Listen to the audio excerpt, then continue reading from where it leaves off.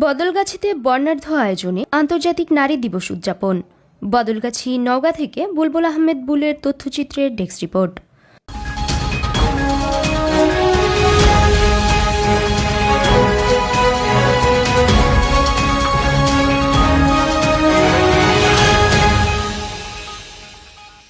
অধিকার, সমতা, ক্ষমতায়ন, নারী ও কন্যার উন্নয়ন, এই প্রতিপাদ্যকে সামনে রেখে নওগাঁর বদলগাছিতে বর্ণাঢ্য আয়োজনের মধ্যে দিয়ে আন্তর্জাতিক নারী দিবস উদযাপন হয়েছে। শনিবার 8ই মার্চ বেলা 12টায় দিবসটি উদযাপন উপলক্ষে উপজেলা প্রশাসন ও মহিলা বিষয়ক অধিদপ্তরের উদ্যোগে উপজেলা পরিষদ কার্যালয়ের সামনে থেকে একটি বর্ণাঢ্য র্যালি বের করা হয়। র্যালি শেষে উপজেলা পরিষদের সভাকক্ষে এক আলোচনা সভা অনুষ্ঠিত হয়। এ সময় উপজেলা মহিলা বিষয়ক কর্মকর্তা ফারুক আহমেদের সভাপতিত্বে আলোচনা সভায় প্রধান অতিথি হিসেবে বক্তব্য রাখেন উপজেলা নির্বাহী কর্মকর্তা ইউএনও ইসরাত জাহান ছনি।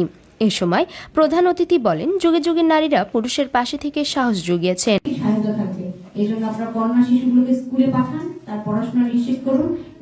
এবং সকল কাজে সহযোগিতা করেছেন।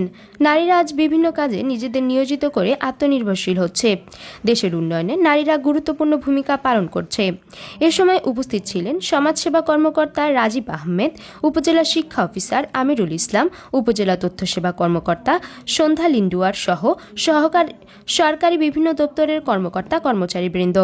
সভায় অন্যান্যদের মধ্যে উপস্থিত ছিলেন বদলগাছি প্রেস ক্লাবের সাবেক সভাপতি সাংবাদিক এমদাদুল হক দুলু, প্রেস ক্লাবের সাধারণ সম্পাদক আবুজর গিফারি সহ উপজেলার কর্মরত ইলেকট্রনিক ও প্রিন্ট মিডিয়ার সাংবাদিকবৃন্দ।